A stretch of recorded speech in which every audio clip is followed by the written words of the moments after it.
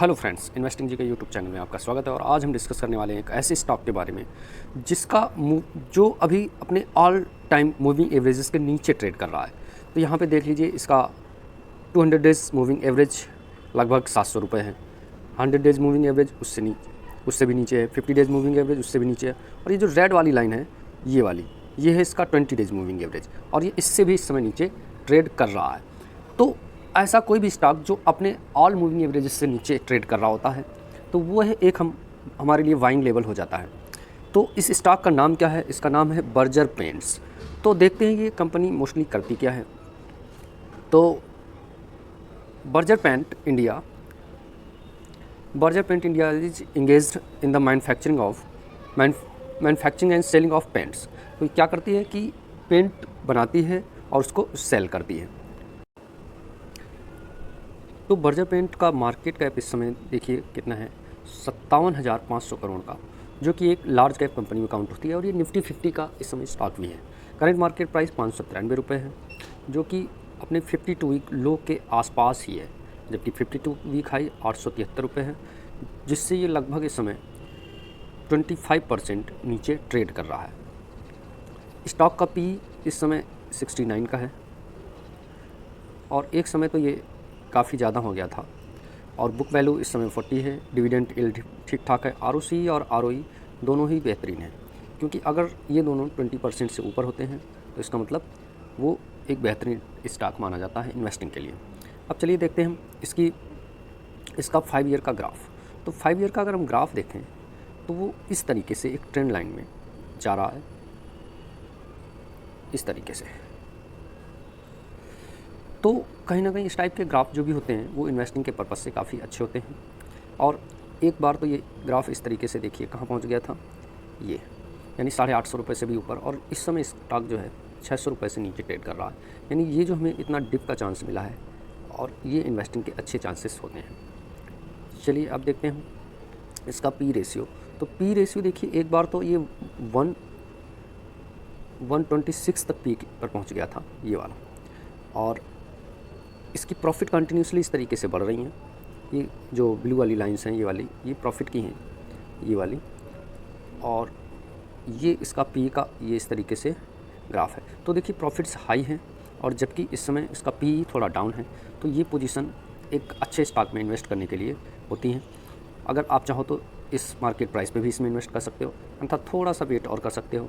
अगर ये आपको 550 के आसपास मिलता है तब इनमें इन्वेस्ट किया जा सकता है। Company expected good return quarterly and it has maintain healthy dividend. तो डिविडेंड लगभग 0.5% का दे रही है, आधा % का, जो कि एक हेल्दी डिविडेंड में काउंट हो सकता है। अब इसके कौन से देख लेते हैं। स्टॉक ट्रेडिंग लगभग 15 times of its book value. तो जितने भी ग्रोथ स्टॉक होते हैं वो लगभग हाई वैल्यू पे ही ट्रेड करते हैं। अब देखते हैं इसका शेयर होल्डिंग पैटर्न। तो इसका पीरियड के साथ अगर कंपेरिजन करें तो बहुत ध्यान से देखिए कि इसके पीरियड्स कौन कौन से हैं। एक तो है हमारा एशियन पेंट, फिर उसके बाद है नैरोलैक, फिर इसके बाद इंडिगो पेंट, शालीमार पेंट, इस तरीके से बहुत सारे हैं। लेकिन इन सभी पीरियड कंपैरिजन में अगर हम देखें तो एशियन पेंट इस समय 91 के पी पे ट्रेड कर रहा है, जबकि बर्जर पेंट 69 के पी पे। नैरोलैक्स इसकी कोई इतनी ग्रोथ इतनी ठीक नहीं है, इसलिए ये थोड़ा कम पी पे है। सेम इसकी भी प्रोसेस वही है, इसकी भी ग्रोथ इतनी ठीक नहीं है, तो इन दोनों में इन्वेस्ट नहीं करना है। इसके बाद आ जाइए इंडिगो पेंट, ये भी हाई पी पे ट्रेड कर रहा है, इसलिए इसमें भी इन्वेस्ट नहीं करना है। रहा आपका शालीमार पेंट, ये अभी लॉस में चल रही है, इसलिए इसमें कोई भी पी नहीं है। तो आप एशियन पेंट या फिर बर्जर पेंट में इन्वेस्ट कर सकते हैं, लेकिन एशियन पेंट इस समय हाई पी पे है, इसलिए आप इस समय अगर इन्वेस्ट करना है तो बर्जर पेंट को चूज कर सकते हैं।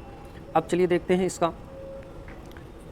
Quarterly sales, yearly sales. तो ईयरली सेल्स में देखिए ध्यान से, सेल्स कंटिन्यूसली ये देखिए 2200 करोड़ से बढ़ते हुए 2800 करोड़, 3200 करोड़, 37, 41 इस तरीके से बढ़ते, और इस समय जो इसकी ईयरली सेल्स है वो 8700 करोड़ से ऊपर पहुंच चुकी है।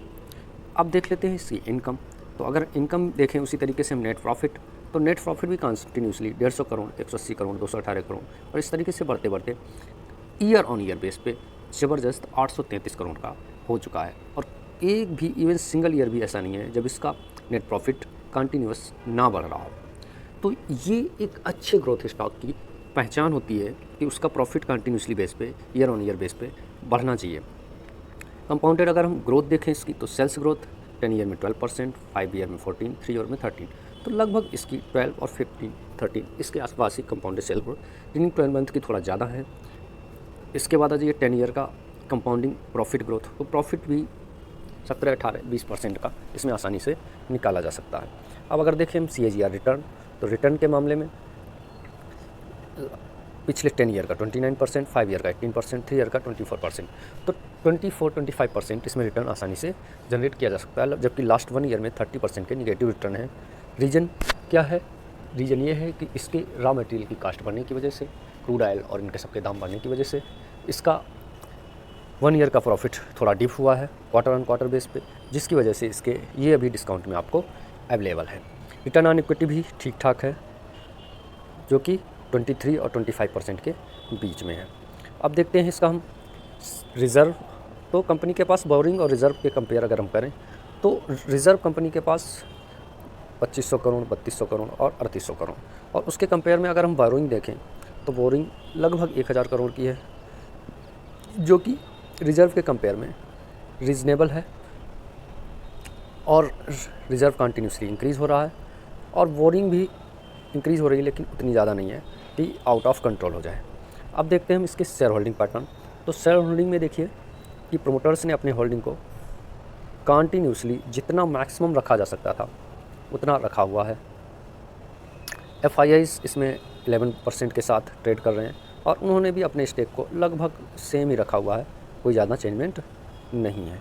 अब देखिए अगर DII की पोर्शन, तो DII ने इसमें अपने स्टेक को ईयर ऑन ईयर बेस पे हल्का सा कम किया है, क्योंकि 4% से ये लगभग 3.5% पे ले आए हैं, तो ये आधा परसेंट स्टेक किसके पास जाएगा? पब्लिक के पास, तो पब्लिक की होल्डिंग लगभग 10% हो चुकी है।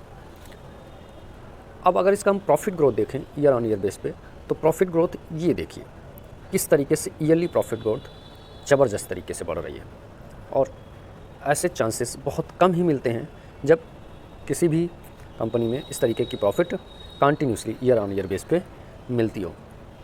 अब डिस्कस करते हैं कि हमें इस स्टॉक में कहाँ पे इन्वेस्ट करना चाहिए।